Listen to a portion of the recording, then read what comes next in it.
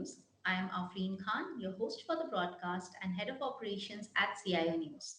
This is our exclusive fireside chat powered by Avaya on transformation through customer experience. This is a recorded session and will be available on our website cionews.co.in and our CIO News LinkedIn handle. Very excited to invite my guest for today, Mr. Onil Nunes, who is the Chief Information Officer at Bassein Catholic Cooperative Bank. Mr. Nunes has 30 plus years of experience in technical and solution sales business. He has been a successful individual contributor, a strong people manager, owner of P&L for services, and has a solid understanding of what it takes to build a strong team and keep them motivated. He is a good orchestrator and collaborator who prefers sharing knowledge, maintain transparency, and ethical work environment. Welcome, Mr. Nunes.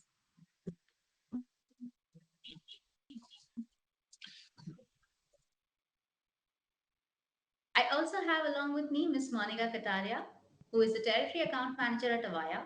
Monica has been a part of the Avaya ecosystem for more than 3 years now. She has been enabling businesses via her current role in accelerating their digital transformation journey to serve their customers better and to transform into a cognitive enterprise. She directly leads sales efforts in strategic accounts and manages the remaining accounts in collaboration with the Avaya partner ecosystem. Welcome, Monica. Thank you so much, Afreen. Let's just dive in. And Mr. Nunes, my first question to you would be: we have understood that there has been a significant shift in the banking sector in India. So, how has the customer shift and transformation experience evolved in the Indian banking sector over the past few years? I think one of the turning point in the Indian banking sector was the demonetization and COVID. During this pandemic period as well as demonetization, the entire paradigm has shifted towards digital banking. And it's become a customer demand from every bank that you should have very strong ecosystem of digital channels in banking, and the expectation also has grown in terms of customer support and customer services of the Indian banking customers now. So that's a major change that I could say in just past 2-3 years. And this has been a very fast and drastic change for whatever circumstances we have been through. And it has been pretty difficult to, challenge that short period of time. Very true, very true. I think this entire shift, as far as the time is concerned, it has been too fast as compared to the number of years that it has taken for us to reach from point A to point B. And on that note, over to you, Monica. Thank you, Afreen. Sir, first of all, kudos to all your work. My question to you is, how do you measure customer experience? And could you please share some light on the techniques that emerging CX heads could use? Over to you, sir. So we currently officially don't have any specific methodology of measuring customer experience in, at least in my institution.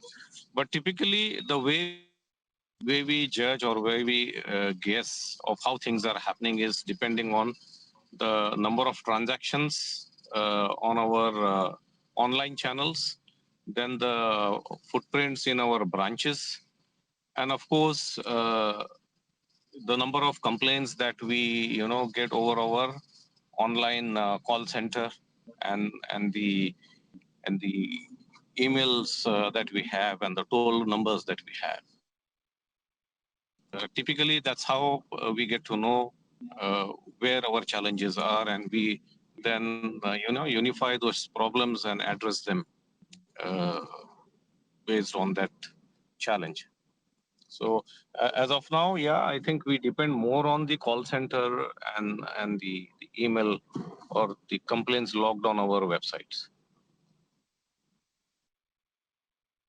Okay, sir.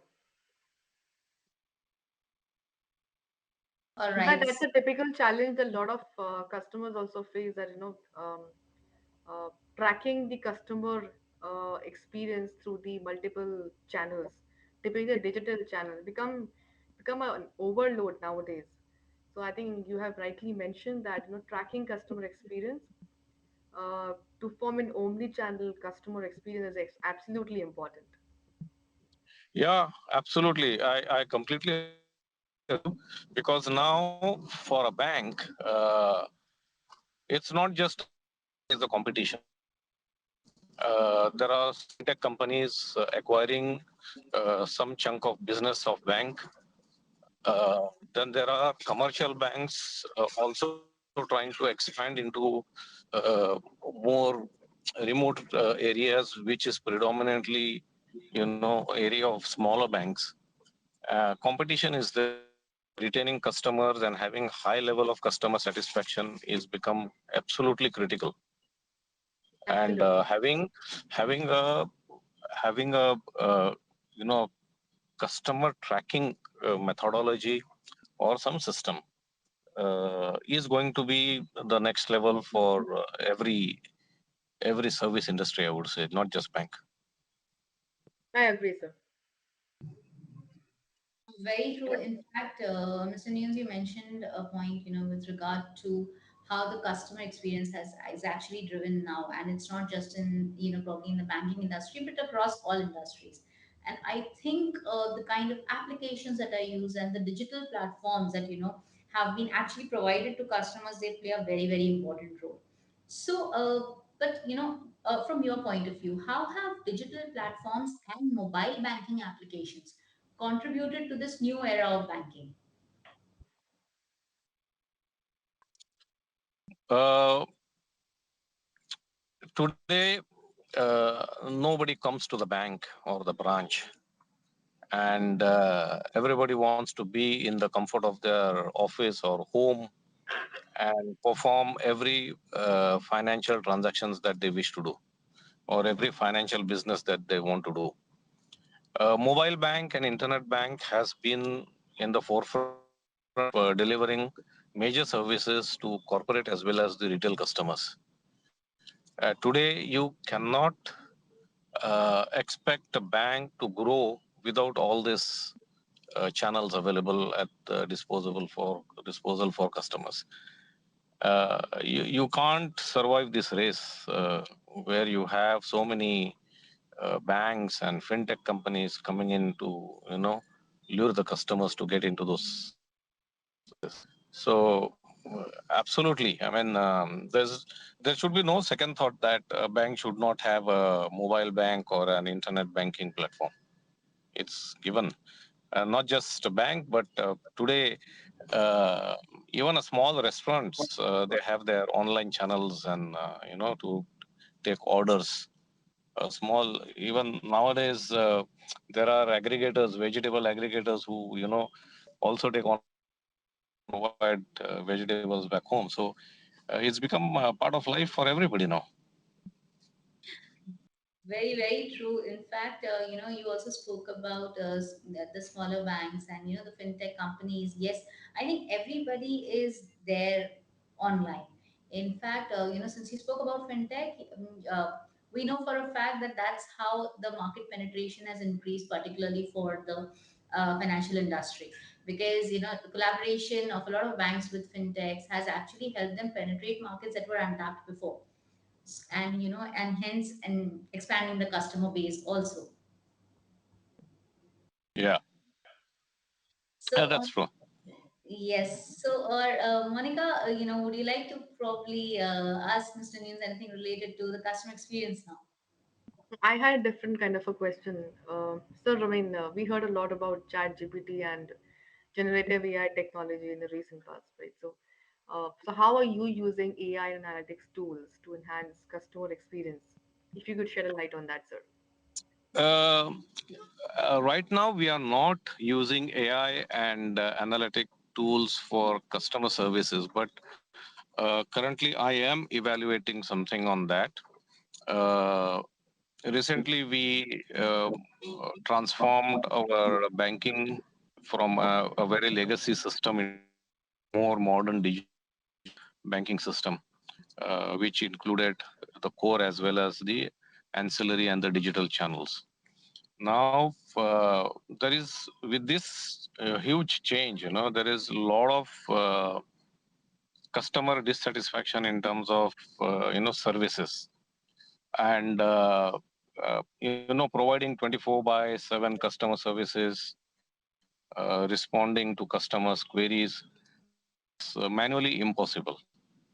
And one of the areas where I'm trying to evaluate or look into a solution and use AI and ML is the customer support and services, where you. I mean, I have seen solutions where you have machine speaking to customers and giving them responses and answers, uh, which are of course pre-recorded, or what do you say, that knowledge base is available in the data system, and then this AI would pick up that and respond to the query, uh, which would actually give a great level of satisfaction to the customers. So that is one area where I am trying to look into or get into as far as AI and ML is concerned.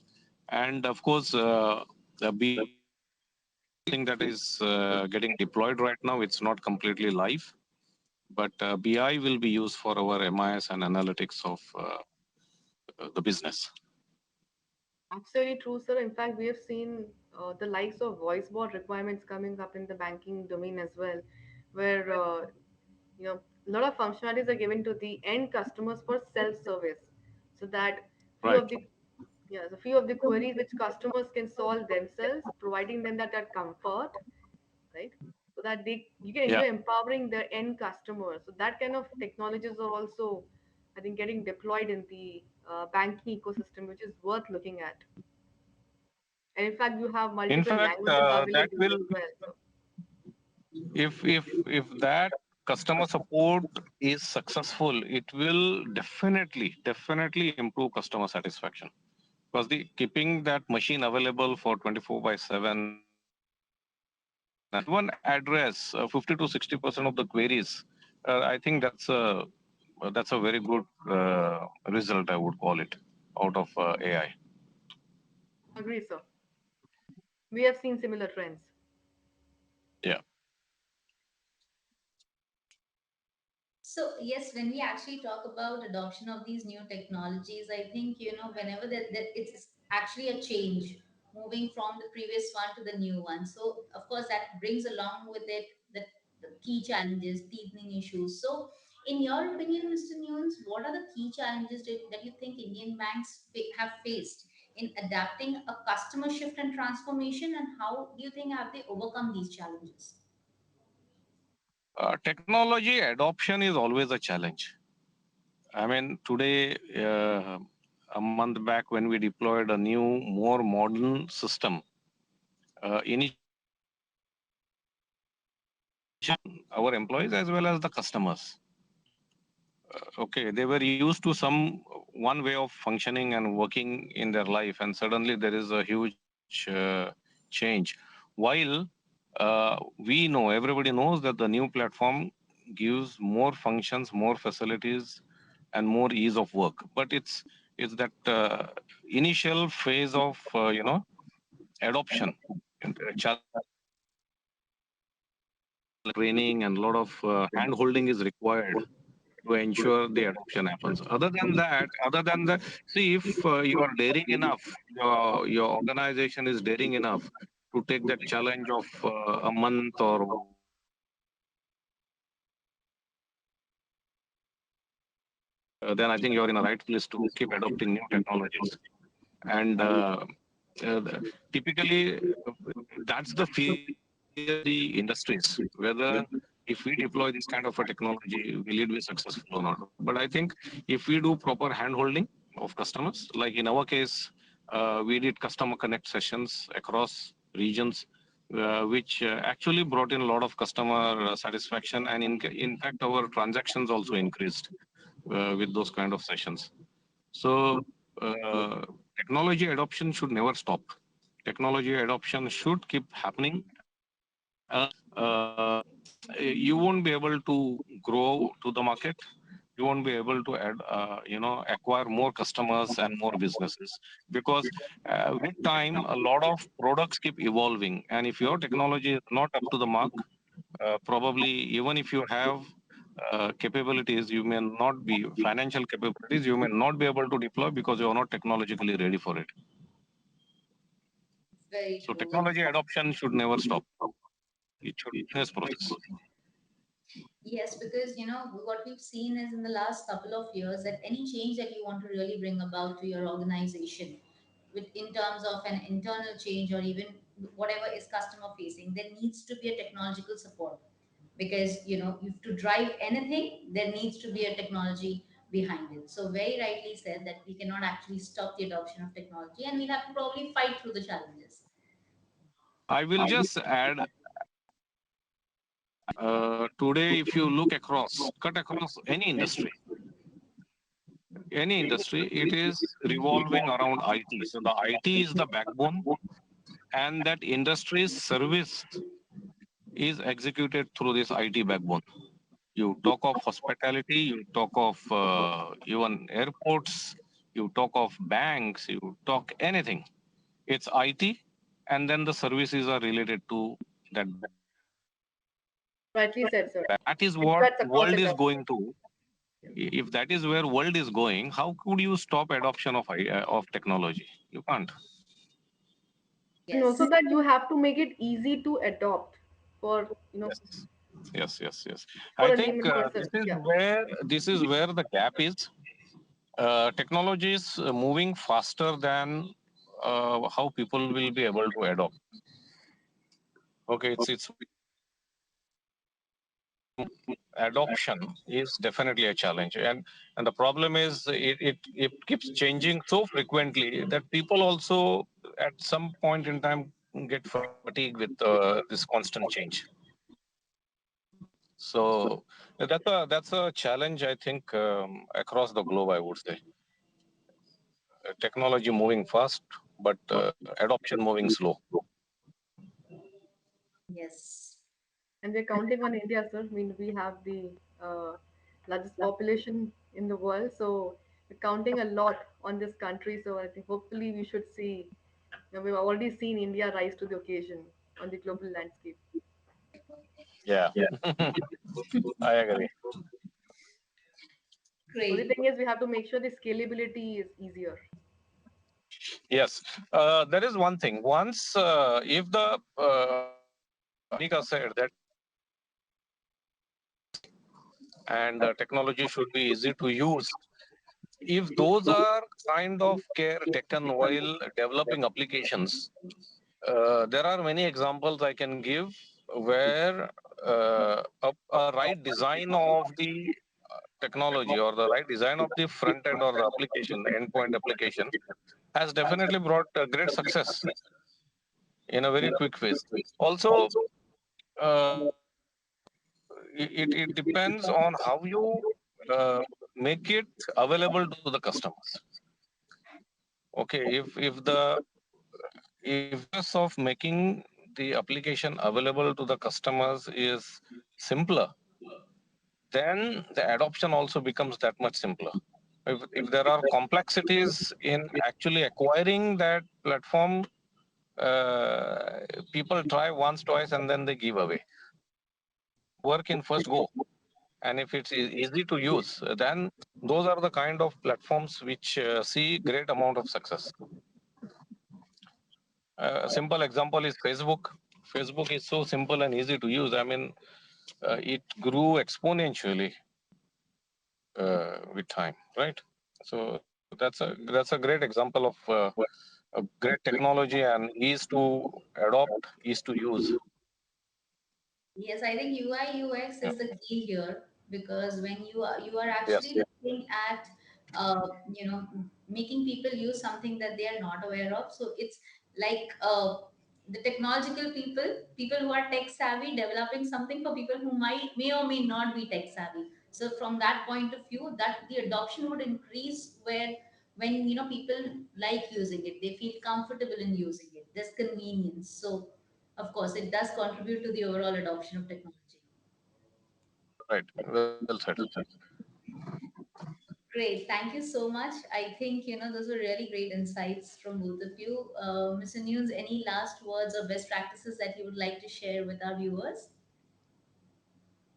I would say, looking at your business strategy, targets, and goals, uh, you have to align your technological roadmap, roadmap, so that your business goals are met. Technology adoption should not be way out of. It should not go in tangent to your business strategy. You have to ensure uh, your business goals are met along with the technology strategy that you are deciding. And I think that's one way of getting, success or approval from your organization or management or the board. It becomes even easier because once you have support of the entire management and the board, it becomes easier to even deploy and ensure the adoption also happens, investments also come into that project. So those are my sort of one of my success factor while I, you know, try to push in certain new projects or new technology. Thank you. Thank you, Mr. News. Monica, any last words for our viewers from your end? I think Sur has pretty much covered the gist of everything. He has made it really short and crisp in terms of the lessons that we should learn in terms of technology implementation. You have to map the technology as per the business plan, and that's what we do. We always ask the customers, and what is the next 2 to 5 year plan, and accordingly, the technology has to be mapped out across different departments, different functions, and the KRA Absolutely. has to be mapped out accordingly. So Yes. Yes. Yes. Yes, Very and true. it's there's this saying that all your technology roadmap should be aligned with your business roadmap, just to ensure that your business is driven in the right direction along with technology. Absolutely. Great, thank you so much, and it was a really really insightful discussion with the two of you. Thank you so much for joining us and sharing with us. thank Thank you, you. sir. Thank Thank you. you, Afrin. Thank you for Okay. hosting Bye us, bye. Afrin, and thank you so Have a much, nice sir, day. for your time. Yeah. Thank you. Have a nice day. Thank you.